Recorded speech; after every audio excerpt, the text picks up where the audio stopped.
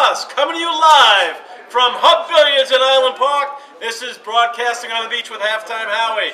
And for the next 1 hour, we have a lot of great things to talk about here in Long Beach. We'll do a recap of Quiksilver, and we have a lot of foundations that we want to interview who are doing great things, especially for families here in the Long Beach and Long Island area. And also, we're doing a fundraiser tonight. So if you want to come down, we're on Hub Billiards, Austin Boulevard in Island Park. We're giving away some great raffles for Relay for Life. So some great gift certificates, the Cabana, Outback, Beach House, and many more. So come on down, get your raffles in, and every dollar goes to Relay for Life. All right, we set the tone. And we're also going to have, coming up later in the show, some great music, entertainment. We're going to talk about some great foundations. But right now, we're going to take a break. I am Halftime Howie.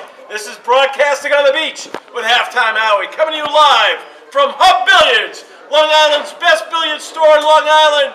And we are Long Island's first and oldest radio station, 1240 AM WGBB.